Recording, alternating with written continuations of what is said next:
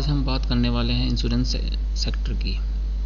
Insurance sector में main कौन कौन सी कंपनी है, पहले उनको देख लेते हैं, फिर उनमें देखते हैं कौन सा अच्छी कंपनी है। तो आओ अब हम देखते हैं कि कौन सी आज हमारी इंश्योरेंस में बेस्ट कंपनी है। सबसे पहले देखते हैं HDFC लाइफ इंश्योरेंस कंपनी। इसमें देखें तो जो ये दिखा रहा है इसका यहाँ पे, तो सबसे पहले चलते हैं इसमें यहाँ कि इसका होल्डिंग में क्या है। होल्डिंग में इसका जो FI के पास है वो 28% है और रिटेलर के पास कुल 14%, 2% जो अदर डोमेस्टिक इंस्टीट्यूशंस हैं उनके पास है और म्यूचुअल फंड के पास है 4.76 और जो प्रमोटर के पास है 50% से ज़्यादा।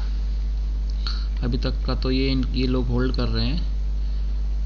और अगर ओवरव्यू देखा जाए तो इसका जो फोरकास्ट रेटिंग्स है जीरोधा की वो 97 एनालाइज करके बोल रहे हैं कि 97% जो उसको बाय करें। और अगर ओवरऑल देखा जाए इसका मैक्सिमम, तो मैक्सिमम ये है कि ये अप ट्रेंड में ही है, तो ये भी एक अच्छी कंपनी है इंश्योरेंस के हिसाब से। और अभी शायद बजट में भी कुछ अमेंडमेंट होने वाला है 2023 के, तो उसके हिसाब से ये कंपनी भी ठीक है। और अगर उससे अगली कंपनी हमारी है ICICI Lombard general insurance company. अगर इसमें ये देखा जाए तो इसमें कोई नो रेड फ्लैग है और अभी थोड़ा महंगा है। ये डिविडेंड भी बहुत मतलब FD के कंपेयर में नहीं है। और अगर इसका यहाँ पे देखा जाए कि इसका होल्डिंग कितना है, तो होल्डिंग में जो प्रमोटर की होल्डिंग है वो 48% है, म्यूचुअल फंड की अप्रोक्सी 14% है, 2.30 डोमेस्टिक इंस्टीट्यूशन की है और 24.7% है FII की और 12% के आसपास है रिटेलर की। तो ये भी एक अच्छी बैट है, तो इसको आप यहाँ पे एक बार देख सकते हैं, आप अपने आप से सर्च कर सकते हैं कि इसको आप परचेज करें या नहीं करना है। तो और यहाँ पर अगर रेटिंग देखें तो फोरकास्ट रेटिंग है इसका 71%। ओके, अब नेक्स्ट हमारा जो है वो है ICICI prudential life insurance company और इसका प्राइस है अभी 473।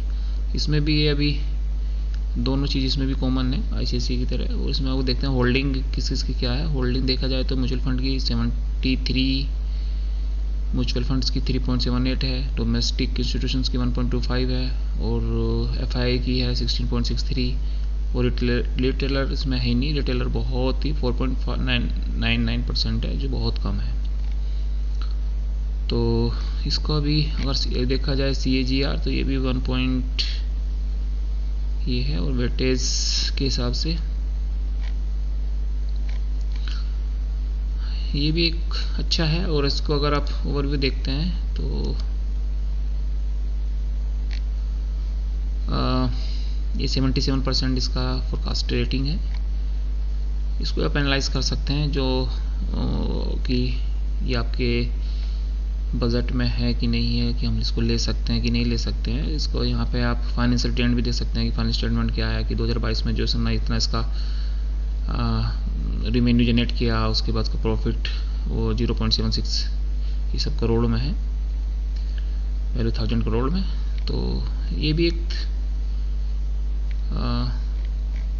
इसको भी आप देख सकते हैं। इसके बाद अपना नेक्स्ट है जो मेरा वो है SBI लाइफ इंश्योरेंस कंपनी।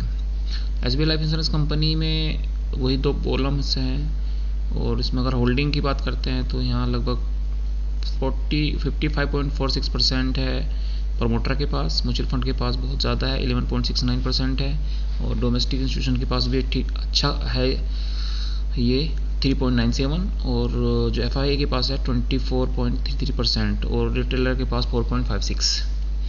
तो अगर होल्डिंग के हिसाब देखा जाए तो MF के पास भी बहुत ज़्यादा है, डोमेस्टिक इंस्टीट्यूशन के पास भी है, FII के पास भी ज़्यादा है और रिटेलर के पास बहुत कम है। तो ये एक अच्छा, अगर ये सब होल्डिंग्स के अगर अकॉर्डिंग कंपेयर किया जाए तो बेस्ट है अदर से।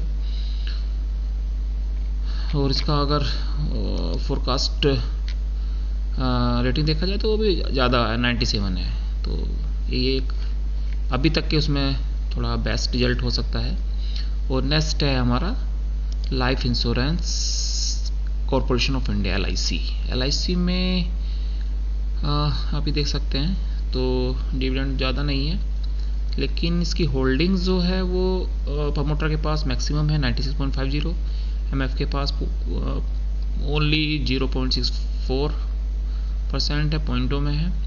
और डोमेस्टिक जो हमारे इंस्टीट्यूशंस हैं वो 0.27% है, और FII के पास भी 0.18% है, और रिटेलर के पास 2.42% है।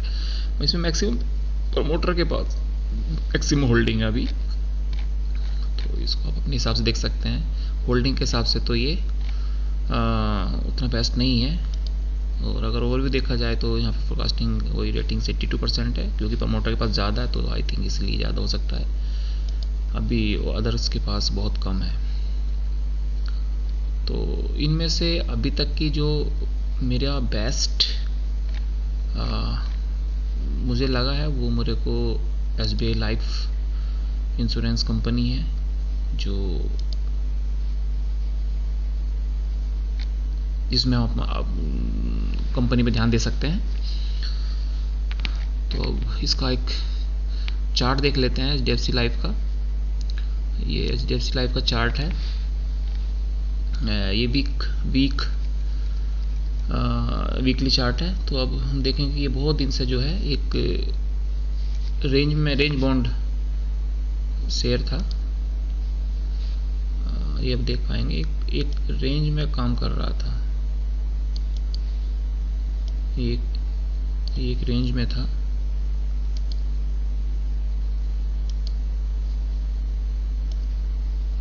देखेंगे आप कि एक रेंज में काम कर रहा था। ये एक रेंज बनी हुई थी। अभी ये इस रेंज को ब्रेक करने के आई थिंक लग रहा है करीब है। और यहाँ पे इसका जो है वॉल्यूम भी ये अच्छा है, वॉल्यूम कैंडल बहुत अच्छा बना है, वॉल्यूम बहुत अच्छा है। और ये 60 को भी पार कर लिया है इसने लगभग। ये देखो 60 को इसने RSI को 60 को भी क्रॉस कर लिया है। और यहाँ पे ये ट्रू स्टैंड इंडिकेटर है, इसका भी ये अब 0 से ऊपर निकल गया। तो इसका मतलब एक ये चार्ट के हिसाब से भी आप यहाँ पे एक बहुत नियर बाय आपको कम वो स्लो एक स्टॉप लॉस ये बैठता है इसका। अगर आप यहाँ पे SL लगाओगे तो एक 560 के आसपास, और एक स्टॉप लॉस ये है इसका नियर बाई 520 के आसपास आप यहाँ लगा सकते हैं। 520 पे का स्टॉप लॉस भी एक SL ले सकते हैं। उसके बाद आप मैक्सिमम अगर यहाँ पे देख पाएंगे तो आपको अभी जो रेजिस्टेंस है, मैक्सिमम रेजिस्टेंस का जो ये शो कर रहा है वो अप्रोक्सी यही है कि यहाँ पे आपको 700 के आसपास ये एक है 740, 730, 750 मैक्सिमम मान लीजिए कि 750 का तो एक टारगेट बन सकता है। तो एक टारगेट ये आप टारगेट आप लेके 750 का टारगेट लेके आप इसको यहाँ से बाय कर सकते हैं। बाय करना या सेल करने के लिए कोई सजेशन नहीं है, ये सिर्फ मेरा एक चार्ट को एनालाइज करने के लिए ये वीडियो बनाई गई है, ताकि हम लोग इसको थोड़ा जान सकें कि कैसे लोग एनालाइज करते हैं। सिर्फ इस पे ना तो कोई बाय की है ना सेल की कोई मेरी सजेशन है। और अगर आपको ये लेना है तो आप पहले एनालाइज करें और अपने किसी फाइनेंशियल एडवाइजर से कोई एडवाइस लें। आगे जो है अब है SBI लाइफ इंश्योरेंस, उसका चार्ट हम देखते हैं। तो अभी ये इसने 2020 में जो लो बनाया था वो बनाया था अपना 520 के बाद ये एक अप ट्रेंड में है। अगर आप देखेंगे तो ये एक अप ट्रेंड में काम कर रहा है। ठीक है, अगर अभी हम इसको देखते हैं तो ये एक सपोर्ट अभी जो बनती है वो यहाँ बनती है। एक ये अभी पहले जो सपोर्ट थी इसकी ये एक बहुत बड़ी सपोर्ट है। उसके बाद ये है, अब देखते हैं कि जो है सीढ़ी ये अब आगे चलते चलते इस तरीके से अभी इसने एक यहाँ लो बनाया, उसके बाद ये फिर यहाँ फिर ये इसके बाद ये सपोर्ट। तो ये एक अप ट्रेंड में चल रहा है। यहाँ पे इसने वीक में अगर देखा जाए तो वीक से अभी ये अब लगभग 50 है, 60 को पार नहीं किया है, लेकिन वॉल्यूम बहुत अच्छा है। वो कैंडल का लगभग ये मान लीजिए कि ब्रेकआउट होने वाला है। और ये भी सारे इंडिकेटर्स जो है बुलिश ही साइन कर रहे हैं। और वैसे भी हम देखा था वहाँ फोरकास्ट रेटिंग जो थी वो सबसे ज़्यादा थी। उसका जो इंस्टीट्यूशंस हैं, एमएफ है या एफआईआई है, सबके पास ज़्यादा ही परसेंटेज में इसका जो है माल उठाए हुए हैं। तो इस पर भी एक आप जो है एक बार इसको एनालाइज कर सकते हैं। और मैं अगेन यही रिपीट करूँगा कि मेरा कोई भी किसी भी शेयर में बाय और सेल का कोई सजेशन नहीं है। आप अपने फाइनेंशियल एडवाइज़र से जो है सलाह लेकर काम करें। ओके, धन्यवाद, थैंक यू।